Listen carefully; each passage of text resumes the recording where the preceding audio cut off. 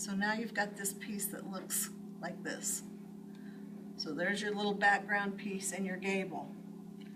So now you're going to have the roof here. You're going to fold this over. And right there's your stitching line right there for you to do it. And so now you'll have this piece. And here we are with the last piece already, just like this. We're getting this together. Fold it over, and it's, you know, to me, this is what looks strange. I mean, that doesn't really look to me like it would quite go. But if you take these pieces and take a pin,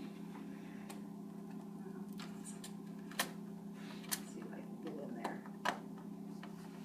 What I do is actually take a pin and line those up and pin them together so that I know that those points meet. I can't get in my pin box. But I just take the pin and put it right through. You can see on here, if you look, at the corners. Yeah. See at the corners where they meet, I'll put the pin right through there. Okay? And so you match it up at both ends. And then just go ahead and stitch your line. So when you do that last one, now we suddenly have our full piece. So now there we are with the second piece made. So now the block isn't seeming quite as overwhelming when you take it like row by row. So we had a row here, patchwork, a row here of template work. Now comes our row, which is a much bigger row, that has the church. So we've got our body of the church, but we want to get those windows and door and those things on there. If you look at this one, I pieced it. I cut about 1 million pieces to make this church. And I was very frustrated with it and knew that you guys would be too. So we went for a simpler method. So now here comes our, our next part for tonight. How many of you have used heat and bond before? Oh, good. This is something a little more common to everybody. So on the lower part of your template sheet, down here at the bottom, are pieces that need to be put onto heat and bond. So what I do is I lay my heat and bond right over the door. Right over, and I trace it.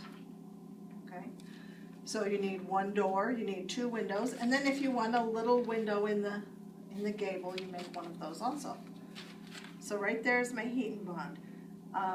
I am doing my tracing onto the smooth side of this. Okay. Have you all felt how this is rough on one side? If you've used it at all, you've.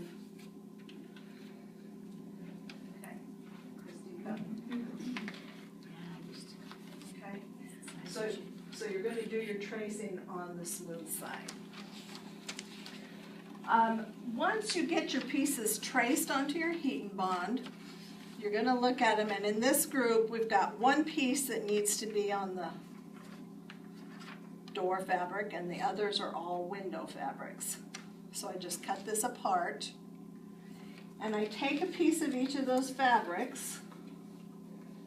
So here's our window fabric, okay, and here is our door fabric. So I fuse those onto the back of the fabric. And all it is to get that on there is to put your hot iron on there for about 5 seconds, and that's all it takes. Very easy to do. Now is when you go ahead and cut out these pieces.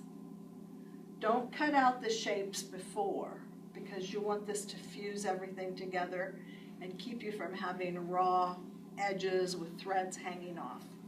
So once it's fused, then you can cut out your pieces.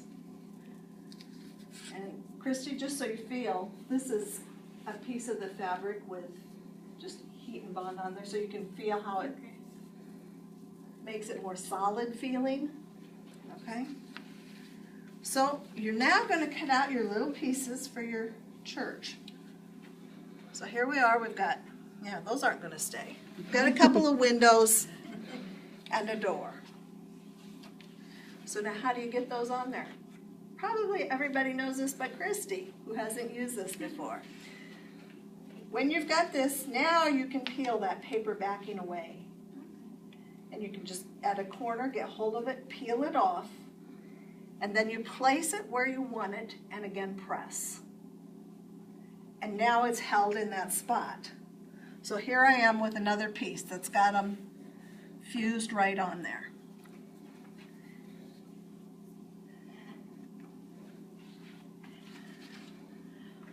Now, if you're never ever going to wash your piece, I guess you could quit at that point. They're fused on, they'd be there. But for me, most of my pieces do get washed, so I like to also have them stitched down. So most of the books that you'll read will recommend doing a zigzag stitch. You would want something that's fairly narrow, so that all your little zigzags are close together. But any machine that has a zigzag stitch, you can just go around the edge and zigzag that. Luckily for me, my machine has actually a little blanket stitch is what I would call it. And so I am able to just stitch around that with a blanket stitch. And people, even Kathy, who's done a lot of sewing, thought I had done it by hand and was saying, oh, Rolene, you just make me feel bad. My stitches don't look that even. And I'm like, nope, I didn't do that. So Kathy, I hope you felt better after I told you that. Okay? So now here we are. We've got the bottom part of our church made. We've got that fused on there. Remember, if you want the little triangle here, go ahead and fuse that at this point. But here we are with 3 rows. We know what to do with 3 rows, right?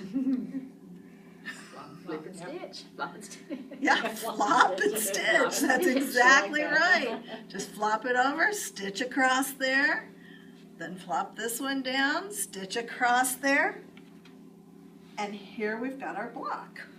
So there's our basic church. However, that's not a 9-inch block at that moment. It's kind of a lopsided rectangle. But here's the good point about this block.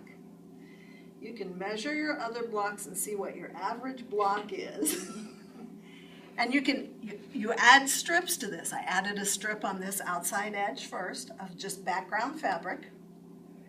And you can make it so it will fit all your other blocks. I put on here measurements, which are about what it takes.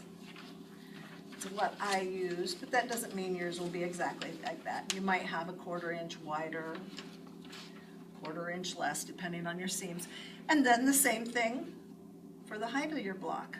Put a strip across the bottom, which you can see I put a little grass here under this one.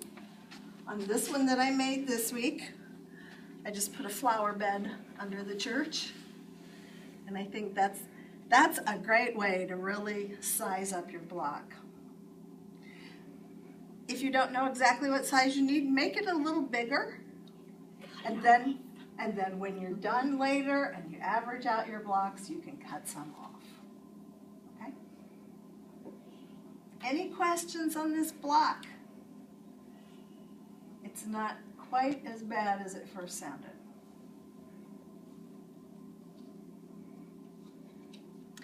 I think actually once you get into it and you're just, fusing pieces in place, it really isn't as much work. It's nice having this whole body of the church, one piece, unlike this one, which was 100 pieces, or so it seemed. So I really like this better, and like I said, I've tried every step through this class to find what would be the easiest way for you guys to do the blocks.